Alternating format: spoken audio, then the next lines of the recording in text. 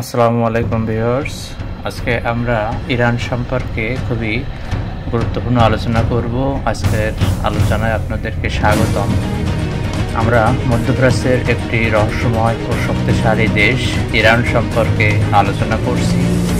ইতিহাস, বিপ্লব, ধর্ম, সামরিক ও রাজনীতি সব কিছুই থাকছে আজকের আলোচনায়। ইরানের কিছু সাধারণ তথ্য বন্ধুরা।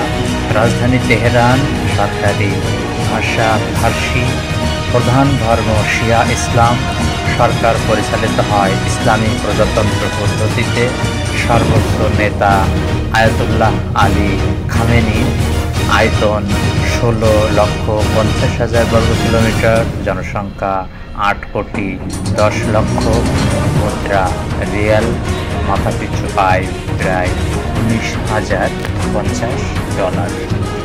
তো বন্ধুরা, আমরা দেখলাম ইরান একটি গুরুত্বপূর্ণ দেশ। আমরা এখন আলোচনা করব আয়াতুল্লাহ আলী খামেনি সম্পর্কে। তো আয়াতুল্লাহ সৈয়দ আলী খামেনি 1939 সালের 15 জুলাই মাশহাদ শহরে জন্মগ্রহণ করেন। খামেনিও সৈয়দ খেতাব ধারণ করেন, যা সরাসরি বংশানুক্রমে ইমাম আলী ইবনে আবু তালিব হতে পাওয়া।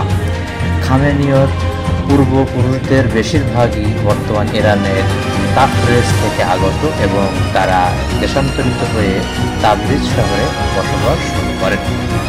তার পিতার নাম সৈয়দ জওয়াদ খামেনি এবং মাতার নাম খাদিজা মির্জা মাজিদ। মা বাবার 8 সন্তানের মধ্যে খামেনি দ্বিতীয়। এর মধ্যে তার 2 ভাই ধর্মগুরু। তার ছোট ভাই হাদি খামেনি একটি ইরানি সংবাদপত্রের সম্পাদক ও ধর্মগুরু। তার মানে এরা ধর্মগুরু পরিবার। প্রথম বয়সে খামেনি তার গুরুগণ যেমন শেখ হাজেম কসভিনি এবং আয়াতুল্লাহ মিলানির কাছে ধর্মশিক্ষায় দীক্ষিত হন। 1957 সালে মাশহাদ ত্যাগ করে তিনি বর্তমান ইরাকের শহর নাজাফের উদ্দেশ্যে রওনা হন। কিছুদিন নাজাফে থাকার পর তিনি কোম শহরে বসবাস শুরু করেন। সেখানে তিনি 1958 থেকে 1964 সাল পর্যন্ত ইসলামী সামরিক একাডেমিতে ধর্মতত্ত্ব শেখেন। এই সময় তার সতীর্থ ছিলেন রুহুল্লাহ খোমেনি। এরপরে তিনি 1963 সালে ইসলামী কার্যকলাপের সাথে জড়িয়ে পড়েন এবং এর জন্য তাকে কারাবরণ করতে হয়।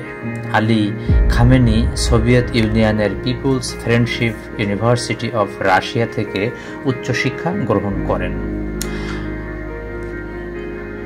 1979 সালে ইরানে ইসলামী শাসনতন্ত্র প্রতিষ্ঠার পর তিনি পরপর সংস্কার কমিশনের সদস্য, উপ-প্রতিরক্ষামন্ত্রী, সংস্কার রক্ষী বাহিনীর সেনাপ্রধান, তেহরানের ইসলামী ধর্মীয় নেতা, ইসলামী সংসদের স্পিকার ও সর্বোচ্চ প্রতিরক্ষা কমিশনের খোমেনির প্রতিনিধির দায়িত্ব পালন করেন। সৈয়দ আলী খামেনি ইরানি বিপ্লব চলাকালে আয়াতুল্লাহ রুহুল্লাহ খোমেনির ঘনিষ্ঠ সহযোদ্ধা এবং বিপ্লবের অন্যতম গুরুত্বপূর্ণ ব্যক্তিত্ব ছিলেন। তিনি খোমেনির নেতৃত্বে রাজা মোহাম্মদ রেজা শাহ পাহলভীর বিরুদ্ধে রাজনৈতিক অভিযানে অংশ নেন। 1964 থেকে 1978 সাল পর্যন্ত তিনি বহুবার গ্রেপ্তার হন। 1978 সালে তিনি বিদেশে আশ্রয় নেন। 1981 সালে জুন মাসে খুব কাছ থেকে হওয়া একটি হত্যা চেষ্টা থেকে পালাতে সক্ষম হন। যখন তিনি সংবাদ সম্মেলন করেন, কাছাকাছি থাকা একটি টেপ রেকর্ডার তার পাশে এর জন্য তার অনুরোধ হয়। তিনি তার ডান হাতে কার্যকর্তা সারা জীবন ব্যক্তিগত জীবনের আগে 6 সন্তানের পিতা তার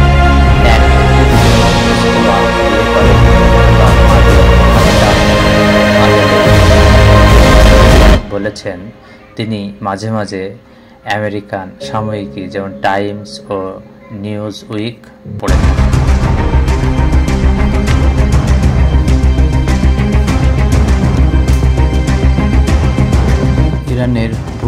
প্রকৃতি ও আবহাওয়া। ইরান একটি বৈচিত্র্যময় ভূখণ্ডের দেশ। পশ্চিমে জাগ্রস পর্বতমালা এবং উত্তরে আলবোর্স পর্বতমালা, মধ্যভাগে বিস্তৃত মালভূমি।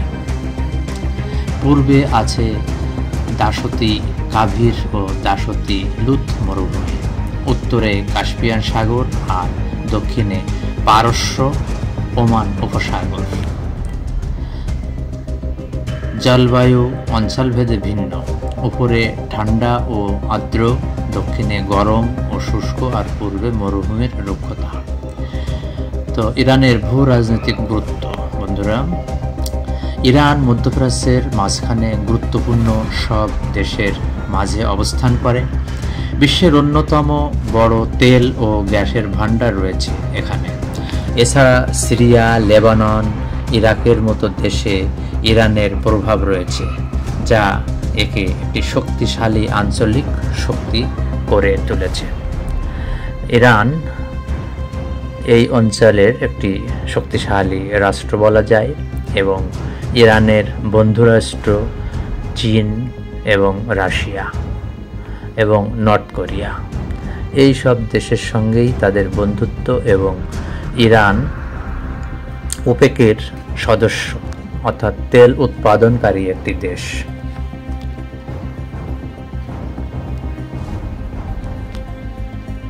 তেল উৎপাদনে ইরানের অবদান রয়েছে। এইসব কারণেই ইরান একটি গুরুত্বপূর্ণ বিশ্ব রাজনীতির ক্ষেত্রে গুরুত্বপূর্ণ একটি স্থান দখল করে আছে। মার্কিন যুক্তরাষ্ট্র এবং ইউরোপীয় ইউনিয়ন ইরানকে ভালো নজরে দেখে না এবং সবসময় ইরানের উপরেই তাদের টার্গেট থাকে। ইরান একসময় তাদের হুমকি হয়ে উঠতে পারে।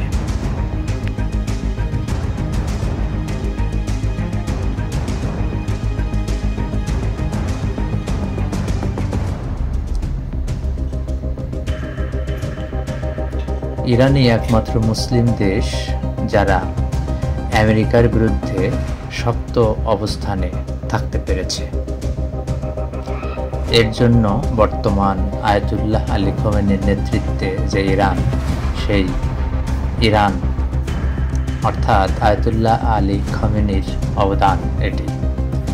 তার নেতৃত্বেই মূলত আজকে ইরানের এত শক্ত অবস্থান এবং ইরানের ভূ রাজনৈতিক গুরুত্ব এত বেশি।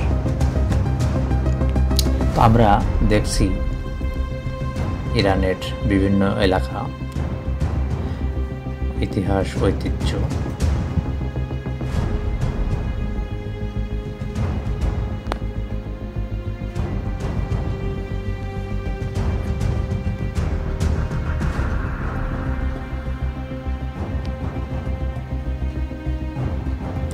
ইরানে সব ধরনের আবহাওয়া বিরাজমান।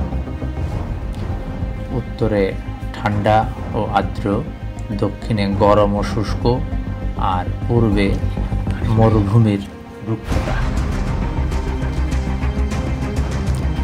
বন্ধুরা, আমরা এবার ইরানের ইতিহাস পর্যালোচনা করব। ইরানের ইতিহাস হাজার হাজার বছরের পুরনো।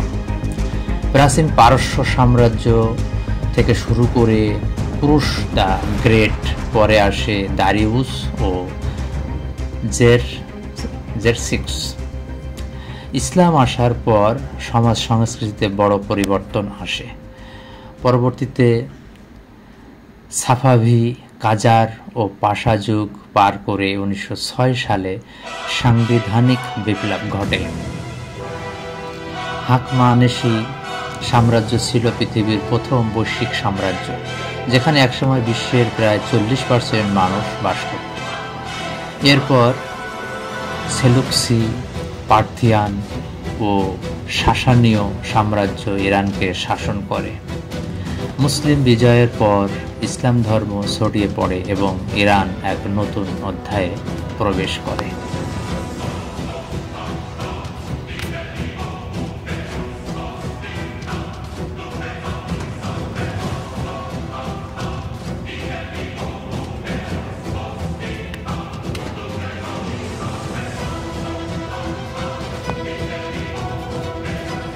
দেখুন ইরানের পুরাতন কিছু রিসোর্স, কিছু সম্পদ।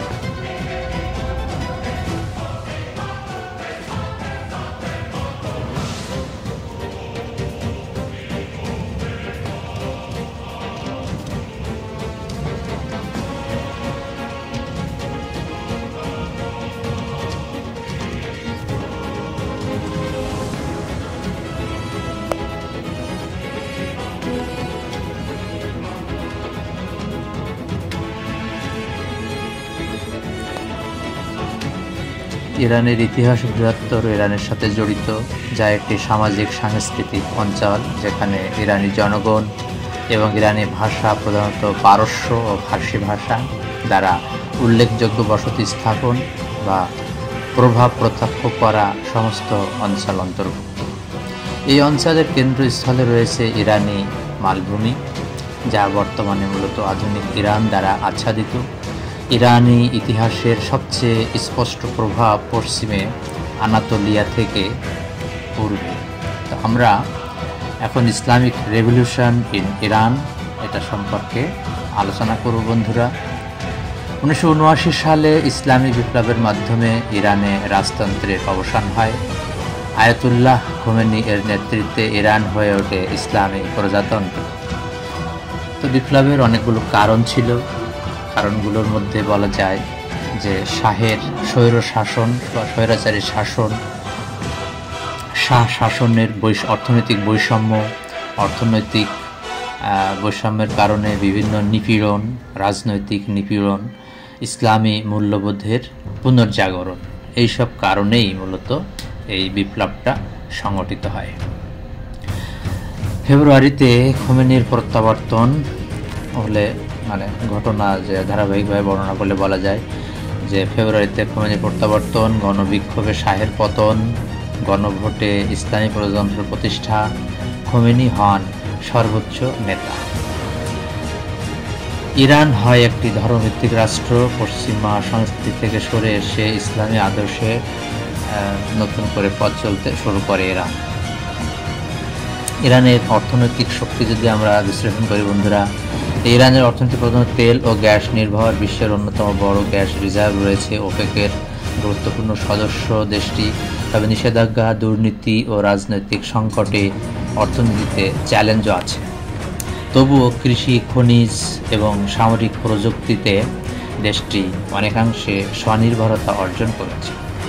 এখানকার সরকার কাঠামো যদি বলি তাহলে বলা যায় ইরানের ধর্মীয় নেতৃত্ব, রাজনৈতিক ব্যবস্থার সংমিশ্রণ দেখা যায়। সুপ্রিম লিডার সর্বোচ্চ ক্ষমতাধারী, তিনি সেনাবাহিনী, বিচার বিভাগ ও রাষ্ট্রীয় গণমাধ্যম নিয়ন্ত্রণ করেন। তাছাড়া রয়েছে রাষ্ট্রপতি, সংসদ, মজলিস ও বিচার বিভাগ। দেশের রাজনীতিতে সংস্কারপন্থী ও কট্টরপন্থীদের মধ্যে দ্বন্দ্ব প্রায়শই দেখা যায়। তো ইরানের সামরিক শক্তি যদি আমরা বিশ্লেষণ করি তাহলে দেখতে পাবো বন্ধুরা, ইরান একটি সামরিকভাবে শক্তিশালী দেশ। রয়েছে বিপুল সেনাবাহিনী, বিপ্লবী গার্ড বাহিনী, IRGC, উন্নত ড্রোন ও ক্ষেপণাস্ত্র প্রযুক্তি, নিজস্ব পারমাণবিক কর্মসূচি যা আন্তর্জাতিকভাবে উদ্বেগের সৃষ্টি করেছে। সিরিয়া, লেবানন, ইয়েমেন প্রভৃতি দেশে সমর্থিত গোষ্ঠীগুলোর মাধ্যমে আঞ্চলিক প্রভাব বিস্তার করে।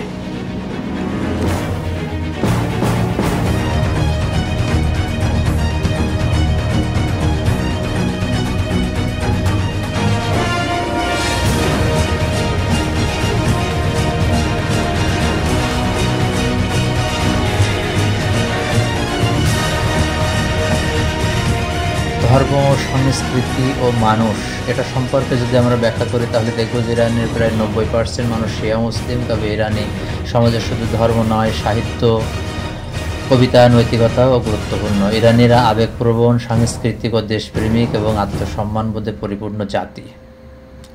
দেশপ্রেম ও জাতীয় বোধ, ইরানিরা তাদের ইতিহাস, সংস্কৃতি ও ইসলামী বিপ্লবকে ঘিরে গর্ব অনুভব করে। নানা চাপ ও নিষেধাজ্ঞা সত্ত্বেও তারা নিজেদের স্বাধীন ও শক্তিশালী জাতি হিসেবে গড়ে তুলতে চায়। তো বন্ধুরা, আমাদের আলোচনার শেষ পর্যায়ে চলে আসছে।